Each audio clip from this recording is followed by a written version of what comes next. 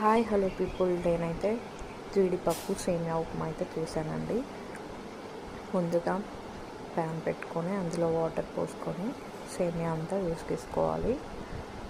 అలాగే కొద్దిసేపు కలుపుతూ ఉండాలి. తర్వాత కొద్దిసేపు తడి కుక్ అయిపోయిన తర్వాత ఇంకొక ప్యాన్ పెట్టుకొని అందులో ఆయిల్ వేసేసుకొని